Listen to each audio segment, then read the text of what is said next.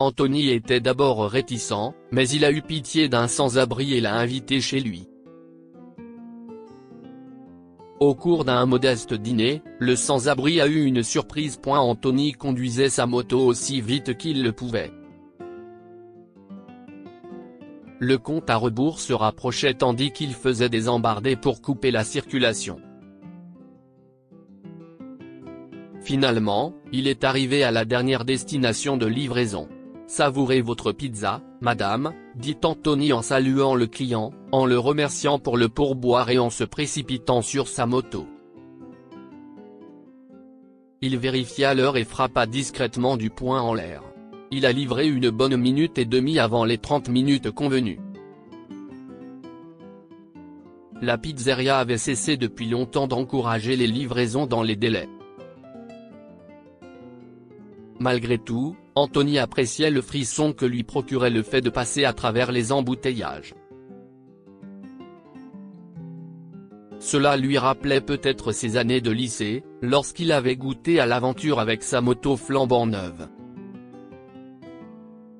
7 ans plus tard, Anthony utilisait toujours la même moto et occupait 3 emplois pour joindre les deux bouts. Il travaillait une fois comme livreur de pizza. Ensuite, il se précipitait à l'hôpital public où il travaillait comme concierge à temps partiel dans l'équipe de nuit. Il rentrait chez lui vers 3 h du matin et dormait à peine pendant 3 heures. À 6h45, il était temps d'amener les chiens du quartier faire leur promenade matinale. Si seulement j'avais fini l'école et trouvé un vrai travail, se disait Anthony presque tous les jours. Si j'avais été assez instruit, je ne serais peut-être pas tombé dans le piège du marketing à plusieurs niveaux. Peut-être que je serais en train de réaliser le rêve américain sans toutes ces dettes. Anthony avait des congés hebdomadaires le vendredi dans son travail de livreur de pizza. C'est à ce moment-là qu'il parvenait à refaire ses courses.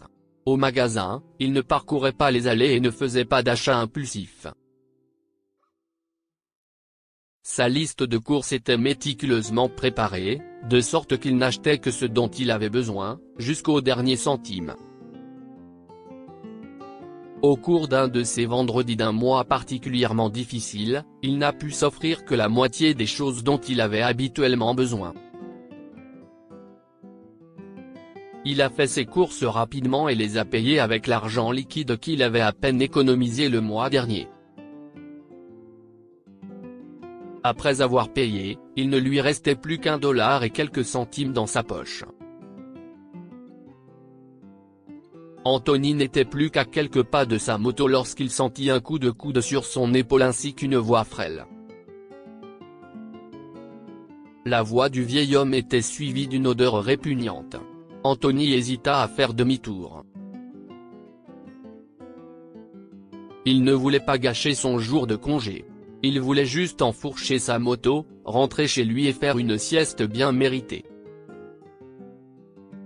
Anthony fit quelques pas sans se retourner. « S'il vous plaît, mon fils, je n'aille rien manger depuis longtemps. Je n'aille rien manger depuis 2 jours, supplia l'homme, terminant à peine sa phrase sans perdre connaissance. Anthony se retourna pour regarder l'étranger. Devant lui se tenait un homme d'âge moyen qui boitait dans des vêtements en lambeaux.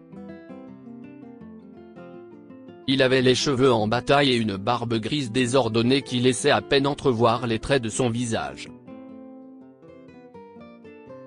C'était un sans-abri. « Je suis désolé, mon fils.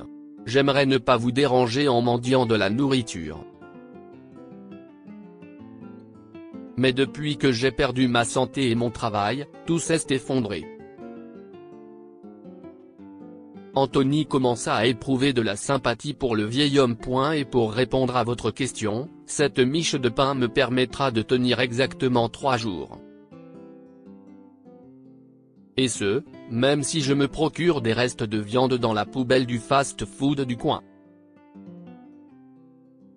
Donc, oui, 6 sandwichs pour 3 jours, si est-il possible. Je veux dire que je n'aurai pas à mendier pendant 3 jours de plus. Le vieil homme ne s'attarda pas sur ce dernier point barre vertical. Anthony éprouva de la sympathie pour l'homme âgé. Mais ce qui attira son attention, c'est le fait que l'homme était absorbé dans ses calculs pendant qu'il parlait.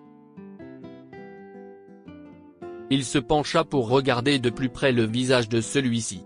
Il essaya de cacher son sourire et prit rapidement une décision. « Monsieur, je suis désolé. Je ne pourrai pas vous donner ce pain. Mais j'aimerais vous inviter chez moi pour un repas. » Les yeux du sans-abri se sont remplis de gratitude. Il accepta l'invitation d'Anthony.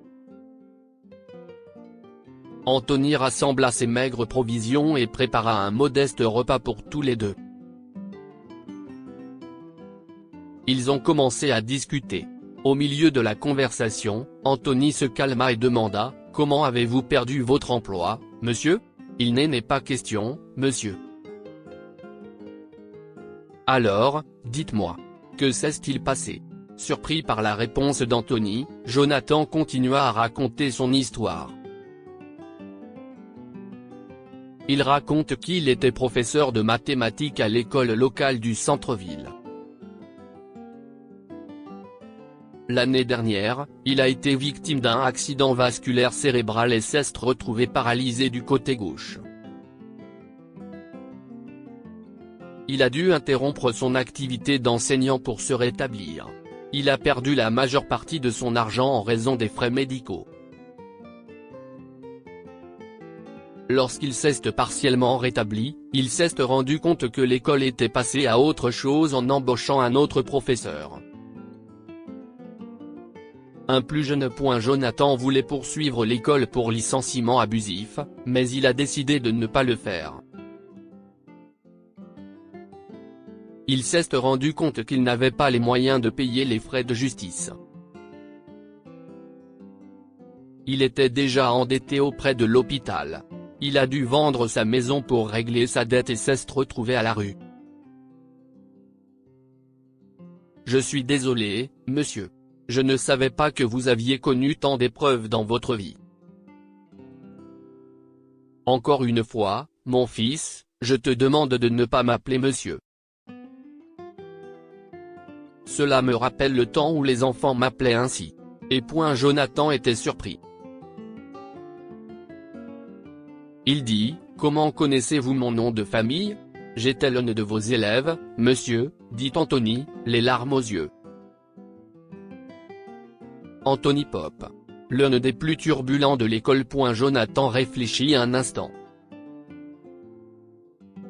Et soudain, ses yeux brillèrent.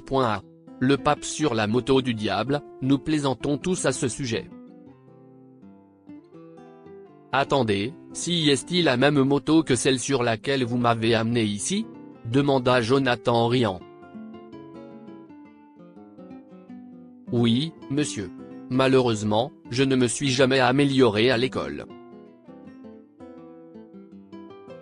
J'ai fini par abandonner l'école et j'ai toujours eu du mal depuis. Jonathan regarda la maison d'Anthony. Ne te fais pas de reproches, mon fils. Ce n'est pas encore fini. Je dirais même que tu as une longueur d'avance. Anthony avait l'air confus. Regarde autour de toi. Ta chambre est si bien organisée. Tu m'as dit que tu avais 3 emplois, mais tu as gardé ta maison bien rangée. Même ton réfrigérateur contient tout ce dont tu as besoin. Ni plus, ni moins. Tu as la discipline qui manque à la plupart des gens. Anthony était motivé par les paroles de Jonathan. Il s'est juré de reprendre les études. Il a demandé à Jonathan de devenir son colocataire et de le guider tout au long de son parcours. Jonathan, lui aussi, a fait le ménage dans sa vie. Il a redécouvert sa passion pour l'enseignement en donnant à nouveau des cours à son ancien élève. Anthony et Jonathan vivaient comme une famille. Quelques années plus tard, Anthony a obtenu son diplôme et a trouvé un emploi dans un cabinet d'avocat. Grâce à la sagesse de Jonathan et au travail acharné d'Anthony, ils ont tous les deux réussi à sortir de la pauvreté. Que pouvons-nous apprendre de cette histoire? Essayez toujours d'aider les personnes dans le besoin. Nous ne connaissons pas les difficultés auxquelles les gens ont dû faire face. Bien qu'Anthony ait d'abord hésité à aider Jonathan, il l'a aidé en lui donnant de la nourriture. Il n'est pas nécessaire d'être bien éduqué pour faire preuve d'autodiscipline.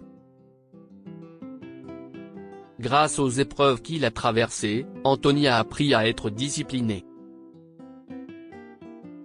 Ces valeurs l'ont aidé à surmonter son plus grand défaut, ses lacunes scolaires. Elles l'ont aidé à réussir après avoir terminé ses études. Partagez cette histoire avec vos amis. Elle pourrait égayer leur journée et les inspirer.